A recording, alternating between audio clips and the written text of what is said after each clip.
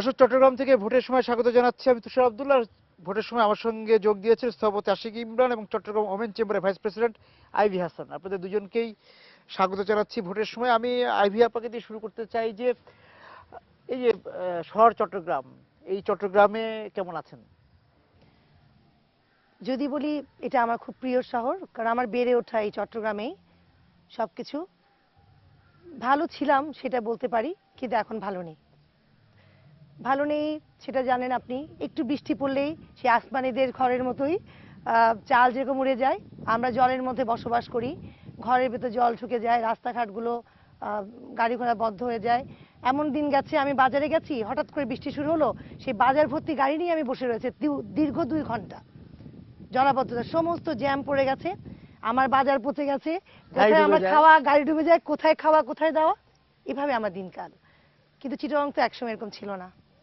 এই যে চট্টগ্রামের যে বদলে যাওয়া, আপা যে যেটা বললেন তার বেড়ে উঠতে উঠতে আপনারাও নিশ্চয়ই চট্টগ্রামে এই যে বেড়ে উঠতে, এই বদলে যাওয়াটা কেন, মানে কিভাবে হলো? মানে সমুদ্র পার, নদীর পাড়ের এই শহর। আসলে অনেকগুলো কারণ।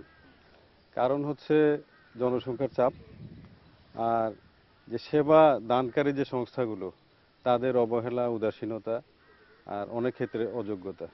সবকিছু মিলিয়েই চট্টগ্রামটা অনেকটা এখন বসবাসের অনুপযোগী। আমরা উন্নয়ন নিয়ে কথা বলি, অবকাঠামো নিয়ে কথা বলি, ফ্লাইওভার করি, কিন্তু উন্নয়নটা খালি ফ্লাইওভার করা নয়, উন্নয়নের অনেকগুলো দিক আছে। এই যে জলাবদ্ধতা, এটা দীর্ঘদিন ধরে আমরা এটা সাফার করছি, এটা নিয়ে কথা বলছি, কিন্তু ওই যে কার্যকরভাবে এটা যে নিরসন করার কেউ দায়িত্ব নিয়ে এগিয়ে আসেননি। সেই স্লোগান, যে ইলেকশন আসছে এখন সব প্রার্থী জলাবদ্ধতা নিয়ে অনেক কথা বলবেন, কিন্তু ওনাদেরকে যদি জিজ্ঞেস করা হয় যে কিভাবে আপনি নিরসন করবেন, আমার মনে হয় না উনি জানেন এটা কিভাবে নিরসন করবেন। স্লোগান দিয়ে চলছে। তো এভাবে আসলে দিনে দিনে শহরটা নষ্ট হয়ে যাচ্ছে। আপনার কাছে আবার ফিরে যাই, এই যে প্রকৃতি যেভাবে সাজিয়ে দিয়েছিল চট্টগ্রামকে, বা এখনো যতটা সাজানো আছে, প্রকৃতির সাজানো বিষয়টি তো আমরা গোছগাছ করে রাখা যায়নি। এক্স্যাক্টলি তাই। আমি আশিক ভাইয়ের সাথে একমত, উনি যেটা বলছিলেন। আসলে তখন তো অনেক লোক সংখ্যা কম ছিল, আবার এখন যেরকম ভাবে অপরিকল্পিতভাবে ঘর বাড়ি উঠছে, আমি জানি না সেটা শুধু আমি সিটি কর্পোরেশনের দোষ দেব না, সিডিও আছে, কিভাবে যে এরা অনুমোদন দিচ্ছে। তো এই যে আপনার বেড়ে উঠছে যে কোথায় গিয়ে কোথায় বাড়িটা করলে আসলে জিনিসটা আপনার, যেমন ধরেন জলাবদ্ধতা বলেন, কিংবা যেটা একটা একটা অবস্টেকেল আসবে না, এই জিনিসগুলো কেউ মাথায় রাখে না। সবাই রাতারাতি বড়লোক হতে চায়, সবাই রাতারাতি অনেক উঁচু দালানে উঠতে চায়। তো এই যে একটা অপরিকল্পিত শহর, এটার জন্য আমার মনে হয় দায়বদ্ধতা আমি তাদেরকে বলবো। আমি একজনকে দায়ী করব না, পুরো যারা এইটার সাথে জড়িত সবাইকে আমি দায়ী করব। অপরিকল্পনার কথা আবার বলছেন, সেই জায়গায় তো প্রথম আঘাতটা এসেছে প্রকৃতির উপরই। প্রকৃতি, গাছ কাটা হয়েছে, পাহাড় কাটা হয়েছে, খাল বন্ধ হয়ে গিয়েছে, তাই না? আসলে আমি প্রথমেই দায়িত্বটা আমরা নিজেরাই নিব। নাগরিক যারা আমরা এই শহরে বাস করি, আমরা কিন্তু আইন মানার ব্যাপারে একেবারেই সচেতন না, বরঞ্চ আইন না মানতে পারলেই যেন আমাদের আনন্দ। আমরা সিডিএ আমাকে পাহারা দিক বা না দিক, আমি যদি আইনটা মানি তাহলে তো আর আইন ভাঙার প্রশ্নটা আসে না। পরিবেশ অধিদপ্তর কেন লাগবে? আমি কেন আমার শহরের গাছগুলো আমি কেটে ফেলবো? আমারও তো একটা দায়িত্ব আছে, এই শহর তো আমার। ঠিক একইভাবে জলাবদ্ধতার প্রশ্ন যদি আসে, একইভাবে আমরা কিন্তু অনেক বেশি দায়ী সিটি কর্পোরেশনের চাইতেও। কারণ যে ড্রেনটা, মেইন ড্রেনটা চট্টগ্রাম শহরে আছে, সেটার কিন্তু সিংহভাগ, আমি বলবো যে মনে হয় এই শতকরা 80 ভাগই কিন্তু ওটা বেদখল হয়ে গেছে। তো ওটার পানি ধারণ ক্ষমতা 20 ভাগে নেমে এসেছে। তো এই দখলগুলো কিন্তু আমরাই করেছি, এটা কিন্তু বাইরের কেউ এসে করে। আমরা যখন দখল করে এই সব কিছু পানি বেরোনোর রাস্তাটা আমরা যদি বন্ধ করে দিই, ওই ক্ষেত্রে আমি যদি সারাদিন সিটি কর্পোরেশনকে দোষারোপ করি বা সিডিএকে দোষারোপ করি, এই সমস্যা কিন্তু সমাধান হবে না। আর একইভাবে আমি সিটি কর্পোরেশনকে দোষারোপ করবো এই কারণেই, তারা কেন, যারা এই দখল করছে তাদেরকে কেন তাদের এই দখলটা রোধ করতে পারছে না, কেন তাদেরকে আইনের আওতায় আনছেন না বা আনতে পারছেন না। সব কিছুর মূলেই দেখা যাচ্ছে যে রাজনৈতিক যে একটা সুবিধা লাভের বিষয়টা কিন্তু মুখ্য হয়ে দাঁড়ায় শহরের চেয়ে। তো আমরা এর থেকে বের হয়ে আসতে হবে যদি আসলে কার্যকর কিছু করতে চাই, চট্টগ্রাম শহরকে বসবাসের উপযোগী করতে চাই। আপনার কাছে কি মনে হয় যে চট্টগ্রাম শহরের যে উন্নয়ন, যেমন ফ্লাইওভার হচ্ছে, মানে এক ধরনের উন্নয়ন, দৃশ্যমান উন্নয়নের কথা যদি আমরা বলি, সেই উন্নয়নগুলি আসলে সঠিক উন্নয়ন? আমি আপনাকে একটা কথা বলি আপনার এই প্রসঙ্গেই, যেমন ধরেন সিটি কর্পোরেশন দায়িত্ব দিল যে ড্রেনেজগুলো পরিষ্কার করো, আমি স্কুলে যাওয়ার সময় দেখি যে ড্রেনগুলো পরিষ্কার করে তুলে রাখছে, তুলে রেখে মানে চলে আবর্জনাগুলো যাচ্ছে, তুলে আবর্জনাগুলো তুলে রাখছে, কিন্তু ওকে সাথে সাথে নিয়ে যাচ্ছে না। আবার যে বৃষ্টি হলো, এতদিন কষ্ট করে সেই তুললো, বর্জ্য আবার আবার সেই ড্রেনে বর্জ্য আবার পড়ছে, চলে হ্যাঁ। আসলো। তেমনি ভাবে যে ফ্লাইওভার গুলো যে হচ্ছে, তার নিচে ধরেন বিভিন্ন আপনার যে ইয়েগুলোকে বিভিন্ন পাইপলাইন গুলো আছে, এখন ওগুলাকেও তো আপনার ঠিক মতো কাজ করতে হবে। ওখানে ময়লা জমে যাচ্ছে, ওটা রেগুলার পরিষ্কার করতে হবে। কিন্তু এইটা ফ্লাইওভার করেই শুধু কাজ শেষ হলো না, এটার একটা পুরো একটা পরিকল্পনা মাফিক কাজগুলো করতে হবে। তো এই জিনিসগুলো আমার মনে হয় বাধাগ্রস্ত হচ্ছে বলেই কিন্তু চিটাগাং শহরের আজকে এই অবস্থা, এই হাল। না কিন্তু একটা শহরে যা যা প্রয়োজন নাগরিক হিসাবে সেই প্রয়োজনীয়তা সেই সেবাগুলো যাদের দেওয়ার কথা, তারা কি নাগরিকদের কি কি সেবা দরকার দেয়া দরকার বা কি কি প্রয়োজনীয়তা আছে সেটা উপলব্ধি করতে পারছেন না? উপলব্ধি করলে আসলে তাদের সীমাবদ্ধতা অনেক। আমি আমি একজন স্থপতি, দীর্ঘদিন আমি এই উন্নয়ন বা ডিজাইন এগুলির সাথে জড়িত। যার কারণে আমি যেটা দেখছি যে সমন্বয়হীনতা কিন্তু একটা বড় কারণ। যে যেমন সিটি কর্পোরেশন তাদের মতো করে উন্নয়ন করছে, সিডিএ তাদের মতো করে একটা ফ্লাইওভার করে চলে গেল। তারপরে এখানে ট্রাফিক বিভাগ আছে, তাদের একটা সমন্বয়ের প্রয়োজন আছে। ওয়াসা, পিডিবি, টিএনটি সবার কিন্তু একটা সমন্বয়ের প্রয়োজন আছে। এই সমন্বয়টা একেবারেই নাই, কারণ একই জায়গায় ধরেন 1 মাস পর পর করে রাস্তাটা কাটা হচ্ছে, আবার রিপেয়ার করা হচ্ছে, কোটি কোটি টাকা দেশের টাকা নষ্ট হচ্ছে, নাগরিকদের দুর্ভোগ একদিনের জন্য লাঘব হচ্ছে না। কমছে না। হ্যাঁ, এই সমন্বয়হীনতার কারণে আমরা অনেকদিন ধরে বলে আসছি যে সমন্বয়টা করা দরকার। সেটা সিটি গভর্নমেন্ট হোক, মেট্রোপলিটন গভর্নমেন্ট, যেভাবে হোক এই ফরম্যাট একটা যে কোনো একটা ফরম্যাটে এই সমন্বয়টাকে আনতেই হবে, এটা সময়ের দাবি। এটা নিয়ে কিন্তু এখন আর কালক্ষেপণ করার কোনো সুযোগ নাই। এই ব্লেম গেম, একজন আরেকজনকে দোষ দেওয়াটা দিতে দিতে কিন্তু শহরটা একেবারেই নষ্ট হয়ে যাচ্ছে, নষ্ট হয়ে বসবাসের যাচ্ছে। অনুপযোগী হয়ে যাচ্ছে। মানে পরস্পর পরস্পরের উপর Exactly. সেই আমার মনে হয় যে দোষারোপই একটা চলছে খালি। একটা মাস্টার প্ল্যান করে একসাথে বসলো সিডিএ, সিটি কর্পোরেশন, প্রশাসন, যারা যারা আছে, ওয়াসা, ওয়াবদা, টিএনটি, সম্মিলিত হ্যাঁ পরিকল্পনা। সম্মিলিত আমরা পরিকল্পনা করে করতে চট্টগ্রামের পারে। উন্নয়ন, চট্টগ্রাম বন্দর নগরী চট্টগ্রাম নিয়ে আবার আলোচনায় থাকবো, একটা বিরতিতে যাচ্ছি। চট্টগ্রাম বন্দর নগরী নিয়ে তো একটা মহাপরিকল্পনাও ছিল, উন্নয়ন পরিকল্পনা, সেই পরিকল্পনা মতো কেন এগোনো গেল না?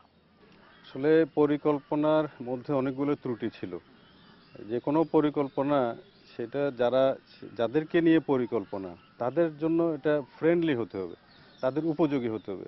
যখনই এটা উপযোগী হবে না, তখনই কিন্তু সেই আইনগুলো বা পরিকল্পনাগুলো না মানার প্রবণতার সৃষ্টি হবে। আমরা যখনই কোনো পরিকল্পনা করি, এটা সবসময় মাথায় রাখা উচিত যে এই যে শহরে যারা বাস করেন তাদের উপযোগী করে সে পরিকল্পনা করা হয়।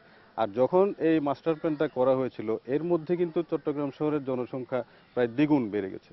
এখন সময়ের দাবি আবার নতুন একটা সময় উপযোগী বাস্তবসম্মত একটা মাস্টার প্ল্যান প্রণয়ন করে সেইটাকে কঠোরভাবে বাস্তবায়ন করা। এবং এখন যে চট্টগ্রাম উন্নয়ন কর্তৃপক্ষের যে অর্গানোগ্রাম আছে, এটা কিন্তু এনাফ না। চট্টগ্রাম শহরের ব্যাপ্তি অনেক বেড়েছে। চট্টগ্রাম শহর এখন কর্ণফুলী ব্রিজ পার হয়ে ওইদিকে আনোয়ারের দিকে যাচ্ছে, রাউজান পার হয়ে ওইদিকে যাচ্ছে, হাটহাজারীর দিকে যাচ্ছে। ওখানে কিন্তু চট্টগ্রাম উন্নয়ন কর্তৃপক্ষের অফিসিয়াল আওতাভুক্ত থাকলেও তাদের কিন্তু ওখানে কোনো অ্যাকশন নেই। তো যার কারণে ওই জায়গাগুলো কিন্তু ধীরে ধীরে দখল বেদখল নষ্ট হয়ে যাচ্ছে। আমি মনে করি এখনই চট্টগ্রাম উন্নয়ন কর্তৃপক্ষের যে অবকাঠামো আছে সেটাকে ঢেলে সাজিয়ে আরো বেশি দক্ষ লোকবল নিয়োগ দিয়ে বন্দর এটাকে নগরীতে একটা আওতায় নিয়ে আসতে অনেক হবে। আবাসিক এলাকা তৈরি হয়েছে, সেগুলো কতটা পরিকল্পিতভাবে হয়েছে সেই বিষয়ে আসবো। তার আগে আমি একটা আইভি আপনার কাছে যেতে চাই যে এই বন্দর নগরী চট্টগ্রাম কতটা নারী ও শিশু বান্ধব? না, আমি বলবো আগের চাইতে অবশ্যই এখন অনেক সেই দিকটা আমরা অনেক সুবিধাগুলো পাচ্ছি।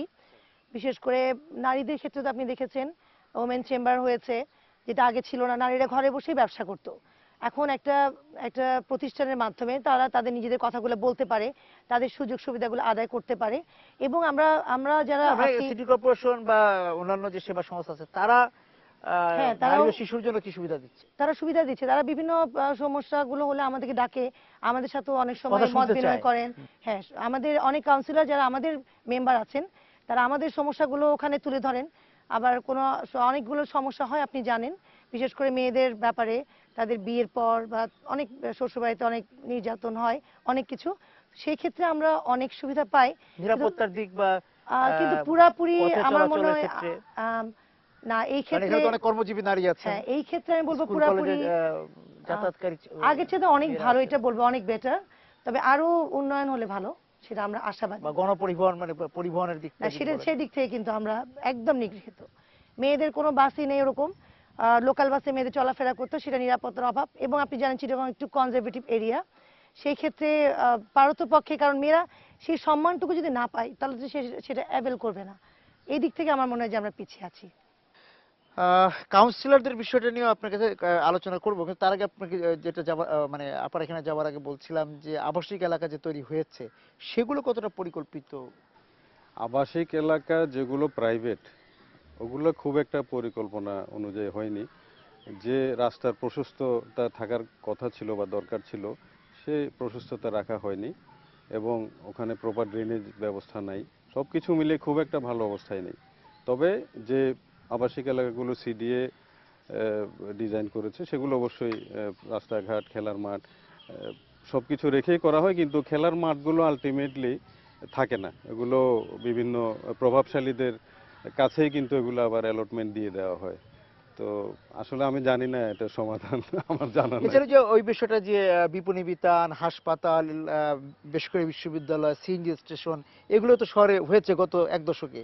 সেগুলো হওয়ার ক্ষেত্রে কতটা পরিকল্পনা আশ্রয় নেওয়া হয়েছে? এগুলো তো আসলে নজরদারি কতটা ছিল? মাস্টার প্ল্যান অনুযায়ী যেগুলি হওয়ার কথা ছিল হয়নি। যে যেমন একই রাস্তায় আপনি দেখবেন স্কুল আছে, পাশে একটা হাসপাতাল, এরপর একটা বিপণী বিতান, এরপর আবার একটা বাজার থাকবে। তো একসাথে এভাবে কিন্তু এটা হয় না। এটা কোনো পরিকল্পনা না, আসলে এটা কোনো একটা বসবাস উপযোগী শহরে, কোনো সভ্য শহরে এটা কল্পনাই করা যায় না। কিন্তু আমরা এটা মেনে নিয়েছি, এটা করে যাচ্ছি এবং এখনো করে যাচ্ছি, এটা হয়তো ভবিষ্যতেও করে যাব। চট্টগ্রাম শহরে তো মানে যেটা হয়েছে যে আহ, যেটা আশিক ভাই বলছিলেন যে বিস্তৃতি বাড়ছে, সেই সেই জায়গা থেকে ধরুন চট্টগ্রাম বিশ্ববিদ্যালয় তে আসা যাওয়া, তারপর ইপিজেডে যারা কাজ করে যে মেয়েরা আসা যাওয়া, সেই ক্ষেত্রে ওই যে পরিবহন কথাটা আপনার সঙ্গে পরিবহনের বিষয়ে কথা বলছিলাম, সেই জায়গায় আপনি বলছিলেন যে আলাদা কোনো বাস নেই। হ্যাঁ, কিন্তু মানে এছাড়াও মানে মানে চলাচলের অন্যান্য যে নিরাপত্তার যে বিষয়গুলো আছে, যে রাতে চলাফেরা করা, সেই বিষয়গুলো, তারপর এদিকে কতটা নজর থাকে? কারণ আপনি কাউন্সিলরদের কথা বলছিলেন, কাউন্সিলররা কি ওয়ার্ড ভিত্তিক নজরে রাখে যে এখানে মাদকের বিষয় আছে, তারপর ছেলে মেয়েদের খেলাধুলার জায়গার বিষয় আছে, সন্ত্রাসের জায়গা আছে, সেই জায়গাগুলি আপনারা কতটা দেখছেন? আমি এই বিষয়গুলো পরে আসছি, জাস্ট ওনার কথা ধরে আমি ছোট্ট একটা কথা বলি। উনি যেটা বলছিলেন যে হাসপাতাল কিংবা স্কুল বা যেটা বলছিলেন, তো এগুলোর কোনো পরিকল্পনা নেই। যেমন দেখেন যেখানে সেখানে কিন্তু একটা ক্লিনিক হয়ে যাচ্ছে, একটা হাসপাতাল হয়ে যাচ্ছে। একটা হাসপাতাল থাকবে শহরে একটু আলাদা জায়গায়, যেখানে প্রশস্ত জায়গা থাকবে, কার পার্কিং এর জায়গা থাকবে। এখানে আপনি দেখেন চিটাগং শহরে যেখানে কোনো কার পার্কিং এর জায়গা নেই, রুগী নামাচ্ছে রাস্তার মধ্যে, গাড়ির ভিড়, জ্যাম, এমন হচ্ছে হয়তো রোগী নামাতে নামাতেই গাড়ি, অ্যাম্বুলেন্স টার্ন করতে করতেই গাড়ি সরছে না, সেই রোগীরা তো জীবন ওখানে চলে যাচ্ছে। সবচেয়ে বিটার এক্সপিরিয়েন্স আমার হয়েছে লাস্ট উইকে। আমার এক কলিগের হাজবেন্ড, সে ক্যান্সারের রোগী, সে মারাই গেল গত শুক্রবার। উনার মানে অলরেডি তখন শেষ অবস্থা। আমি এবং আমার দুইজন কলিগ দেখতে গেলাম, খুব বেশি বয়সও হয়নি, আমার চাইতে বয়স হয়তো ছোট হবে। আমি দেখতে গেলাম, দেখি যে উনার ঠিক হাসপাতালে ক্লিনিকের অপোজিটে একটা গান বাজছে, কোনো একটা প্রোগ্রাম ছিল। মানে উনার একটা মৃত্যু পথযাত্রীর পাশে যেরকম একটা জোরে জোরে একটা হিন্দি গান বাজছে, আমার কাছে কেমন যেন মনে হয় যে আমরা কি মানুষ, এবং এই শহর চট্টগ্রামেই আমরা বেড়ে উঠেছি, এটা কোনো পরিকল্পনা নেই। আমার মানে খুবই কষ্ট লেগেছে তখন, মনে হচ্ছে কোনো যদি জায়গা পেলাম যে আমি এই কথাগুলো বলতে পারতাম। কথা বলার জায়গা নেই। আমরা এই আপনার কাছে প্রশ্ন রেখেছিলাম, সেটার কথা জানবো, প্লাস কথা বলার জায়গা নেই সেই বিষয় নিয়ে কথা বলবো। পাশাপাশি আশিক ভাইয়ের কাছে যাবো যে এটা তো পর্যটন শহর, সেই জায়গারও একটা পরিকল্পনা দরকার ছিল সাজানো গোছানোর। আমি আশিক ভাই আপনার কাছে আবার যাচ্ছি, যে যাওয়ার আগে বলছিলাম যে এটা তো পর্যটনের শহর চট্টগ্রাম, তো সেই কথাটা কতটা মাথায় থাকে, মানে ভাবনায় থাকে যখন শহরের নগর উন্নয়নের পরিকল্পনা এখানকার চট্টগ্রাম উন্নয়ন কর্তৃপক্ষ বা সিটি কর্পোরেশন নেয়? আসলে এই মুহূর্তে আমি বলবো যে পর্যটন সহায়ক শহর চট্টগ্রাম নয়। পর্যটনটা শুরু হয় কিন্তু বিমানবন্দর থেকে। একজন পর্যটন যখন আসেন, বিমানবন্দর থেকে উনি যে শহরে আসবেন বা যে হোটেলে উনি আসবেন, সেই একটা নিরাপদ বাহনটাই তো আমরা এখনো দিতে পারছি না। গণপরিবহন হোক, সেটা ট্যাক্সি ক্যাব হোক, যেটাই হোক, ওটা কিন্তু নাই এখনো। তারপরে যে পর্যটকদের যে নিরাপত্তার ব্যাপারটা, সেটা নেই। ফুটপাতগুলোতে হাঁটার কোনো পরিবেশ নেই, আমরা নিজেরাই হাঁটতে পারি না, পর্যটকরা কিভাবে হাঁটবেন? বাইরে থেকে লোক এসে হাঁটবে কিভাবে হাঁটবেন? আর যে আবর্জনা, যে পরিমাণ ময়লা দুর্গন্ধ, এবং শুধু যে শহরের বাইরে বা মানে আমি বলবো যে যে স্ট্যান্ডার্ড সিটি যেটাকে আমরা বলি সিটি সেন্টার, ওই জায়গাটাই যেখানে এতটাই অপরিষ্কার, তাইলে আর পেরিফেরির দিকে তার অনেক বেশি অপরিষ্কার। নালাগুলো কোনোদিন পরিষ্কার করা হয় না, বাবা যেটা বললেন পরিষ্কার করে পরিষ্কার রেখে করে দেওয়া আবার হয়, ঢুকে আবার যায় ময়লা। সেই যে ময়লা আগের সেটাই আবার জায়গায় ফিরে যায়। আগের জায়গায় ফিরে যায়। তো এই যে কর্তৃপক্ষের যে অবহেলা অথবা নাগরিকদের ন্যূনতম সুবিধা অসচেতনতা। নিশ্চিত করার যে একটা অনীহা তাদের, হ্যাঁ, এই যে দায়িত্বহীনতা, আমি মানে একেবারে নাগরিকরা কি দায়িত্বহীনতা। মানে চট্টগ্রাম শহরকে ভালোবাসে না যারা এখানে থাকেন? অবশ্যই ভালোবাসেন, কিন্তু সেটাও আমার কাছে মনে হচ্ছে এখন অনেকটা আপেক্ষিক। আমি যদি এই শহরকে ভালোবাসি, আমি কেন এই শহরকে নোংরা করব? হ্যাঁ, তারপরে আবার যদি উল্টোভাবে আমি বলি, আমি ধরেন একটা আইসক্রিম কিনলাম, আইসক্রিমটা খেয়ে আমি কোথায় এই আইসক্রিমের প্যাকেটটা ফেলবো? রাস্তায় কোথাও বিন আছে? আপনি বাইরে যেখানে যান 20 ফিট 30 ফিট পর পর বিন থাকে, সেখানে বিভিন্ন ক্যাটাগরির বিন থাকে, গ্লাসের জন্য একটা, প্লাস্টিকের জন্য একটা, ফুড এবং পেপারের জন্য একটা। এগুলো সিটি কর্পোরেশন এসে নিয়ে যায়, গ্লাসগুলো রিসাইকেল হয়, প্লাস্টিকটা রিসাইকেল হয়, সবই যেটা রিসাইকেল, হ্যাঁ। রিসাইকেল হয়। আমি কোথায় ফেলবো আমার ময়লাটা? ওটার কোনো ব্যবস্থা নাই, তো সব ডানে বামে তাকিয়ে সবাই সেই ড্রেনে বা ফুটপাতে ফেলে মানে কেউ চলে দেখেনি যায়। এভাবে কেউ ফেলে দেখে, দেওয়া, হ্যাঁ। সেটাই। আমি আবার আপনার কাছে যাচ্ছি, আবার বলছিলেন যে বলার জায়গা নেই, কাকে বলবো? সেটাই আমার সেই সময়টাতে মনে হয়েছিল, আসলে কে কার কথা শুনি। ভোটের আগে সবাই অঙ্গীকারবদ্ধ হয় যে আমি এটা করব সেটা করব এগুলা করব, অতীতেও হয়েছে, আমি জানি না ভবিষ্যতে কতটুকু হবে। কিন্তু যখনই ওই ঘাটটা পেরিয়ে যায় তখন কিন্তু আর সেই প্রতিশ্রুতি থাকে না। সেই ক্ষেত্রে আমি বলছি যে আসলে আমাদের তো বলার কথা, এই শহরটাকে আমরা ভালোবাসি, এই এই রাষ্ট্রটাকে আমরা ভালোবাসি, বাংলাদেশকে ভালোবাসি, তার জন্য আমরা ট্যাক্স দিচ্ছি, দিনকে দিন ট্যাক্স বাড়ানো হচ্ছে, ভ্যাট দিচ্ছি, ট্যাক্স দিচ্ছি প্রতিটা মুহূর্তে। আমাদের কাছে যা প্রাপ্য সরকার আমরা সবটুকু দিচ্ছি, কিন্তু সবটুকু দিয়ে কি আমরা ভালো আছি? আপনি নিজেই বলেন, আমি আপনার কাছে প্রশ্ন করব, না, আমি আমরা আপনার কতটুকু সঙ্গে নিরাপত্তা পাচ্ছি? এসেছি, আমার সঙ্গে এই আলোচনার অংশ নিতে আপনার এবারে নির্ধারিত সময়ের মধ্যে আসতে পারেননি যানজটের কারণে। যানজটও তো একটা বড় সমস্যা। এক্স্যাক্টলি, আমি 1.5 ঘন্টা ঘর থেকে বেরিয়েছি, 12:30টায় বেরিয়েছি, আমি এখানে এসে 1:45টার সময় আমি এসে পৌঁছেছি। সেটাও বলবো যে কোনো পরিকল্পনাহীন আপনার রাস্তাঘাট, মানে ট্রাফিকের মধ্যে এরকম সমস্যা, ট্রাফিক হয়তো এক জায়গায় দাঁড় করিয়ে দিল তো দিল, সেটা 15 মিনিট ধরে চলছে আর এদিকে ছাড়ছে, কিন্তু নতুন রাস্তা এখানে তৈরি হয়নি আশিক ভাই? না, নতুন রাস্তা তৈরি হয়নি, তবে বিগত কয়েক বছরে কিছু রাস্তা প্রশস্ততা বেড়েছে, কিছুটা হলেও।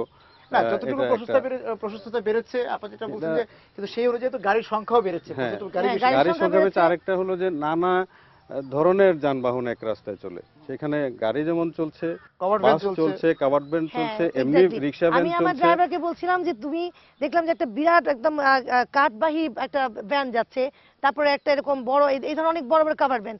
ওকে বললাম যে তুমি এগুলো তো এখন যারা কথা নিয়ে রাখতে যায়, ও বলে আপা নিশ্চয়ই পুলিশকে একটু পয়সা খাইছে সেজন্য এই যে এটা ছেড়ে সব দিয়েছে। জায়গায় যে এখন এই যে ম্যানেজমেন্ট একটা ড্রাইভার, আমি জানি না, বাট ও আমাকে এই কথাটা বলছে, আমি খুব অবাক হলাম।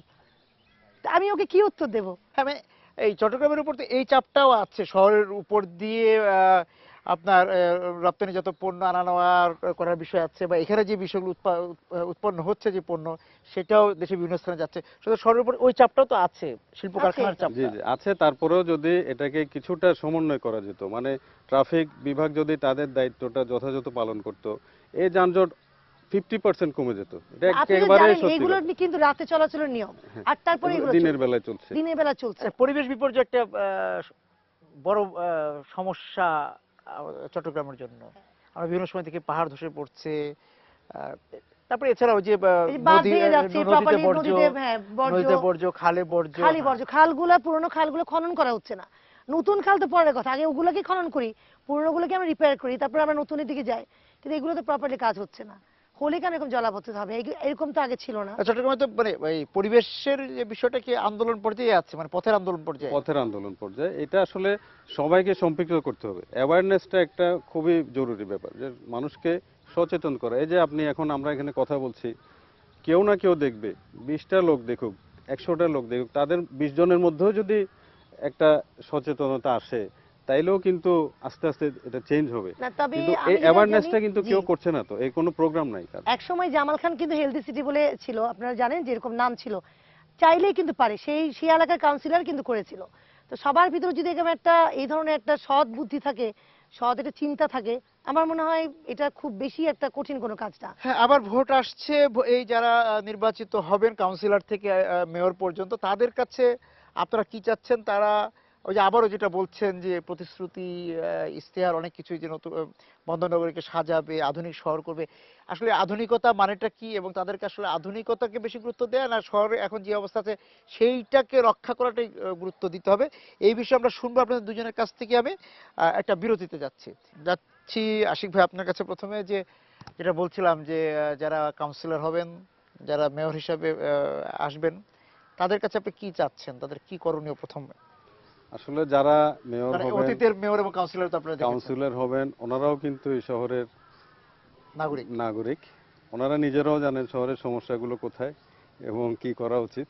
আমি আশা করব ওনারা আন্তরিকতার সাথে এই কাজটা করবেন। ওনাদেরকে আমরা ভোট দেওয়া মানে একটা দায়িত্ব দিয়ে পাঠানো, একটা বিশ্বাস করে পাঠানো। আমরা চাইবো যে ওনারা আমাদের বিশ্বাসের মর্যাদাটুকু রাখবেন এবং রাজনীতির ঊর্ধ্বে উঠে, দলের ঊর্ধ্বে উঠে, ভোটের রাজনীতির ঊর্ধ্বে উঠে আগামী 5 বছর পরে আমি ভোট পাবো কি পাবো না এই চিন্তা না করে, এই ভয় না করে, চট্টগ্রামকে 5 ভালোবেসে। বছর চট্টগ্রামকে ভালোবেসে চট্টগ্রামের উন্নয়নের জন্য সবকিছু ত্যাগ করে উনি কাজ করবেন, যেই হোক নগরপিতা।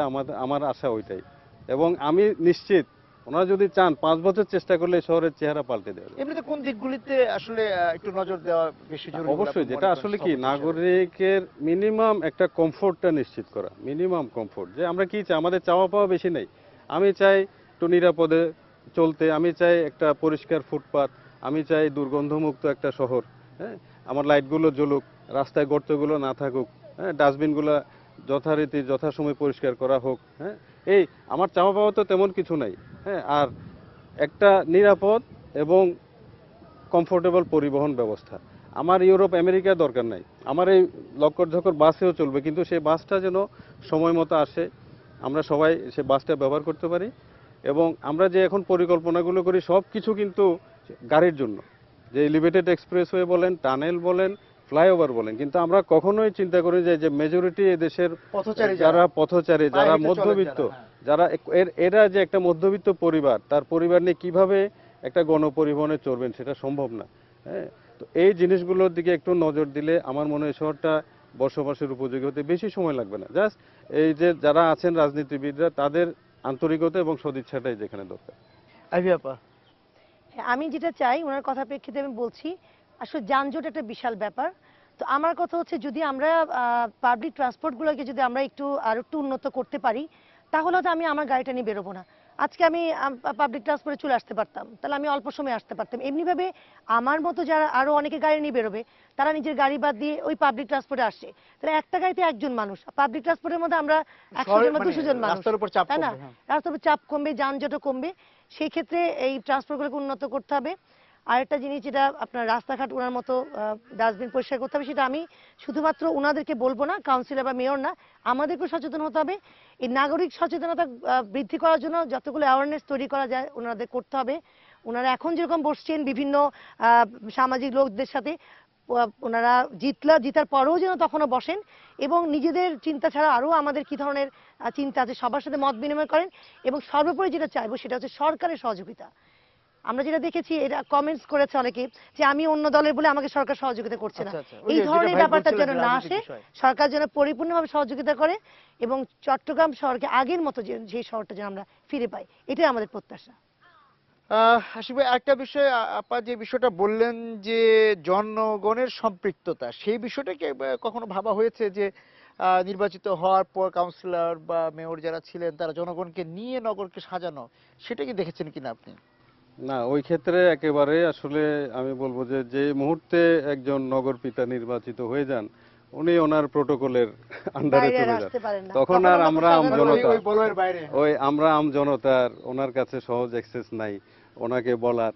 তখন ওই জি স্যার জি স্যারের মধ্যেই চলে যাই আমরা, জি ওই ভাই জি প্রোটোকল স্যার। ডিঙিয়ে ওনার কাছে যেতে পারি না হ্যাঁ, আমরা, তো সত্যি ওখানে কথা বলতে প্রতিবাদ কি। করার খুব একটা সুযোগ নাই, বা ওনাকে একটা খারাপ কাজের সম্বন্ধে বলার কোনো সুযোগ নাই। এটা আমাদের দেশের প্রচলিত এটা রাজনীতিক open হওয়া সমালোচনাটা দরকার। শোনার সে ব্যাপার। সমালোচনাকে নেগেটিভ ভাবে দেখা একটা হয়। বিষয় আপনার বলছিলেন, সেটা হচ্ছে যে রাষ্ট্রের একটা সহযোগিতা, যে আগেও আমরা ঢাকা এবং চট্টগ্রাম দুই জায়গায় দেখেছি যে যারা মেয়র নির্বাচিত বলেছে যে আমার সরকার নেই ক্ষমতায়, সুতরাং আমি সহযোগিতা পাচ্ছি না। এটা তারা কতটা মানে বাস্তব অর্থে বলেন সেটা তো ওনারাই ভালো জানেন। তো তারপরে তো মানে আমরা কিছুটা আপনি তো জানেন স্থপতি হিসাবে যে আসলে ওই সমস্যাটাও তো একটা বড় সমস্যা কিনা। হ্যাঁ, ওটা একটা খুব সমস্যা, বড় সমস্যা। অন্যতম একটা সমস্যা। তারপরেও আমি মনে করি যে নগরপিতা বা মেয়র উনি যদি আন্তরিক হন, সরকারের কাছে যথাযথভাবে তার সমস্যাগুলোকে তুলে ধরতে পারেন, আমার মনে হয় সরকার, যে কোনো সরকার, সরকার তো দেশেরই একটা অংশ, বা এই শহরটা তো আর বাংলাদেশের বাইরে না। যিনি ক্ষমতায় থাকেন, এটা তো এই শহরের উন্নয়ন মানে এ দেশেরই উন্নয়ন। আমার মনে হয় না খুব একটা আপনি কি এটা মনে করেন এবারও ভবিষ্যতে সে হবে। যে সমন্বয়ের কথা দিয়ে আপনি শুরু করেছিলেন, সে সমন্বয়ের কোনো সম্ভাবনা এবার আছে? যে ওয়াসা, চট্টগ্রাম উন্নয়ন কর্তৃপক্ষ, আরো অন্যান্য যে সেবা সংস্থাগুলো আছে চট্টগ্রামে, এটা তাদের সঙ্গে সিটি কর্পোরেশনের যতক্ষণ পর্যন্ত সরকার উপলব্ধি করবে না যে এটা দরকার, এটা একেবারে অনিবার্য, ততক্ষণ পর্যন্ত এটা হবে বলে মনে হয় না। আর একটা জিনিস, সরকার যদি চায়, অসম্ভব কিছু নাই। কারণ আপনি যদি র্যাঙ্কস ভবনের কথাই ধরেন ঢাকায়, আমার কল্পনার বাইরে যে একটা 22 তলা ভবনকে ভেঙে সেখানে রাস্তা হতে পারে। এটা কেন সম্ভব হয়েছে? সরকার ডিজায়ার করেছে বলে। আমি একইভাবে যে কোনো সমস্যা বাংলাদেশের, সরকার যেটা ডিজায়ার করে সেটা বাস্তবায়িত করা সম্ভব, আমি এখনো তাই বিশ্বাস করি। আর সে যে একটা দুটো এক্সাম্পল যদি এরকম তৈরি হয় তাহলে কিন্তু অন্যরাও ভয় পাবে এই অপরিকল্পিত কোনো হ্যাঁ, কাজ আমি করতে। বলছি মানে আশিক ভাই যেটা বলছিলেন যে এবার উনি সমন্বয়ের খুব একটা সম্ভাবনা দেখছেন না। সমন্বয়ের সম্ভাবনা যদি না দেখে থাকেন তাহলে তো এই যারা আসছেন সেবা করার জন্য তারা কতটা সফল হবেন সেটা নিশ্চয়ই আপনার সংশয় থেকেই যাচ্ছে। না, আমি অবশ্য ওনার সাথে এই ব্যাপারে একমত না, আচ্ছা। দ্বিমত পোষণ করি। কারণ আমি সবসময় একটা সুন্দর চিন্তা করতে আচ্ছা। আগ্রহী। আমার মনে হয় এতদিন ধরে যে সমস্যাগুলো ছিল, ওনারা তো যে প্রতিশ্রুতি দিচ্ছে, নিশ্চয়ই ওনারা চেষ্টা করবেন সেটা। আমরা অবশ্যই আশা করব সমন্বয়টাও সেভাবে সাধন হবে। যাক, আপনার মানে আপনি যে আশা করছেন যে আপনার শহর সুন্দর হবে, সেই আশাটাই আসলে বাস্তবায়িত হোক, বাস্তবে রূপ নেক। আপনাদের দুজনকে ধন্যবাদ আজকে ভোটের সময় আমাদের সঙ্গে যোগ দেওয়ার জন্য। দর্শক যারা ছিলেন আজকে ভোটের সময় এই আলোচনার সঙ্গে, চট্টগ্রাম শহর নিয়ে আলোচনার সঙ্গে, আপনাদের সবাইকে ধন্যবাদ জানিয়ে শেষ করছি আজকের ভোটের সময়। আপনার শহর সুন্দর।